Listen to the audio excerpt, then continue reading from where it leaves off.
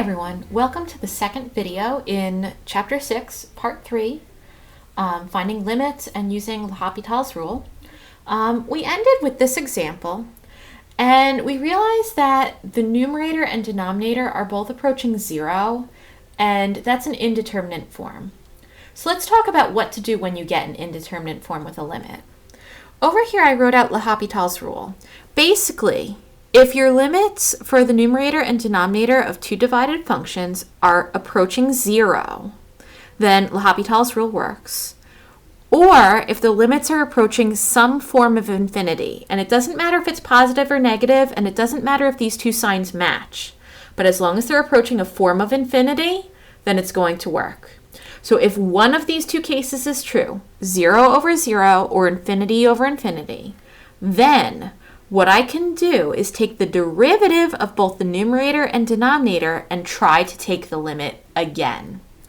Now, the beautiful thing about L'Hopital's rule is that you can use it several times in a row until you get something that is actually able to get a limit.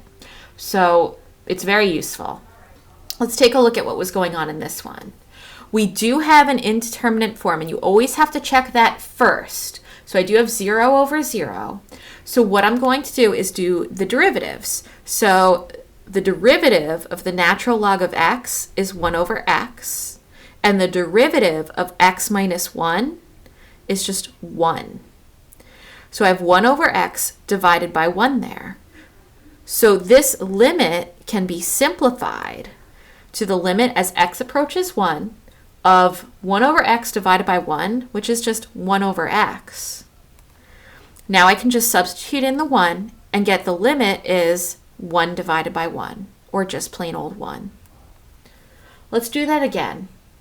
Down here in this example, notice I have the limit as x approaches infinity of e to the x over x squared. Notice e to the x is approaching positive infinity because as this exponent gets really, really big, so is this expression going to grow really, really big into infinity.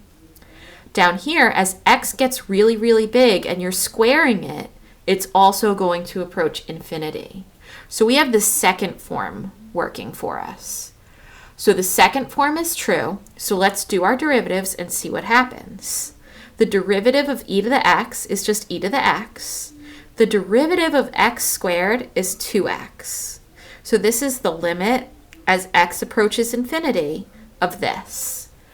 Now, unfortunately, we didn't get anything that's any easier to do because e to the x is still approaching infinity. 2x is still approaching infinity. So we're not done yet. Let's use L'Hopital's rule again because guess what? We have infinity over infinity.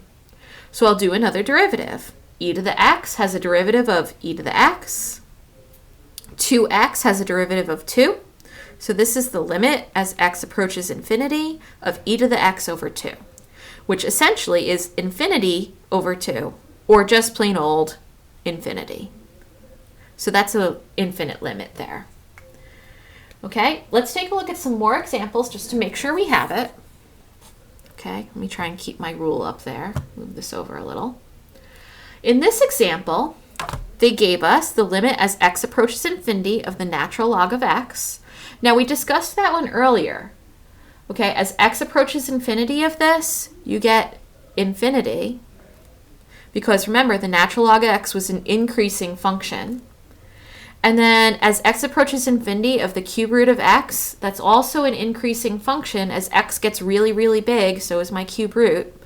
So this is infinity over infinity. So we're looking at this case over here. So let's do our derivatives. The derivative of the natural log of x is 1 over x. Now the derivative of the cube root of x is x to the negative 2/3 and 1/3 times that because you use the power rule. This was x to the 1/3. You bring the power to the front and go down by 1 on this. So this is what we get here. Now that whole thing should be simplified. 1 over x divided by this thing, okay, would be 3 times x to the 2/3 over 1. because this negative exponent puts it in the denominator with the 3, and when you're doing fraction division, you change to multiplying and flip the fraction. Okay? So now we can simplify this. You get 3.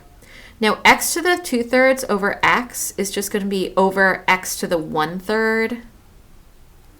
Oops, the exponent didn't come out right. X to the 1/3. Okay, and we're still looking at the limit as x approaches infinity.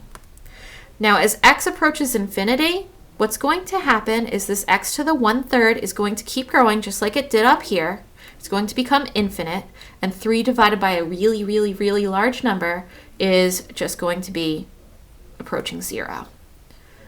Okay? Let's take a look at another example.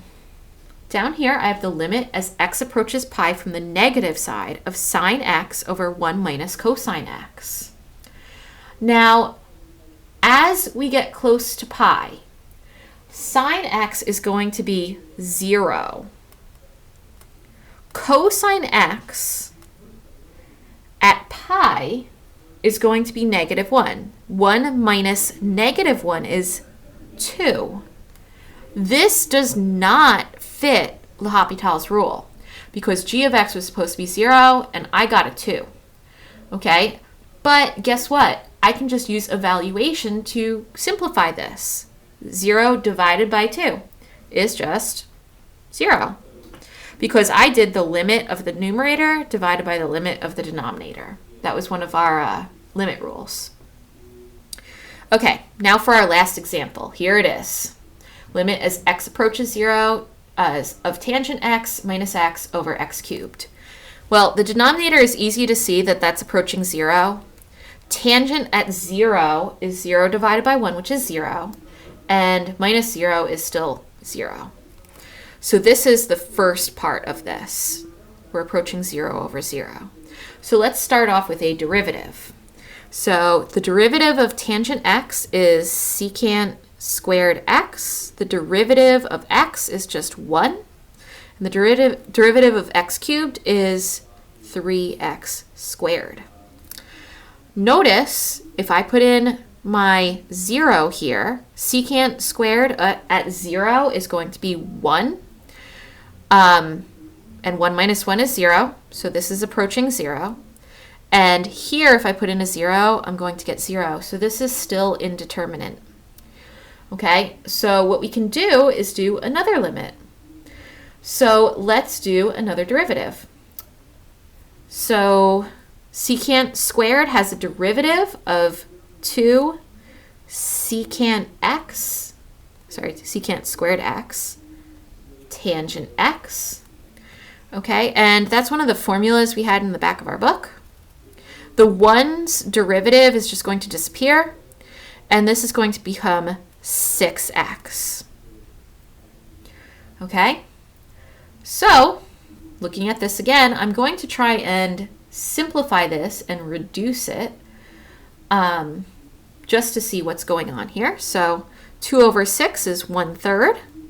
I can pull that out, and I can do the limit as x approaches 0 of secant squared x and times the limit as x approaches 0 of tangent x over x. And I just did this so I could try and simplify this. Earlier we said secant squared x as x approaches 0 is just 1. So I'm pulling that out and I'm simplifying, so I get 1 times 1/3 times this thing. Okay, so 1/3 times the limit as x approaches 0 of tangent x over x. Now again, if I put in 0, tangent x is going to be 0, x is going to be 0. So I still have an indeterminate form. I'm going to use L'Hopital's rule just one more time. The derivative of tangent x is secant squared again. The derivative of x is just 1. Okay, now as we said earlier, if I put in 0 to secant squared x, I get 1. So this is 1/3 times 1, which is 1/3. So that's our limit here. So that was a really complicated thing. I did L'Hopital's rule the first time. Okay, and I didn't get anything that was any better to do a limit. This limit here approached 0 over 0, which was still indeterminate. I did another derivative here, okay, to get this. I simplified it to see what was going on. So I got 1/3 the limit as x approaches 0 secant squared x times the limit x approaches 0 of tangent x over x.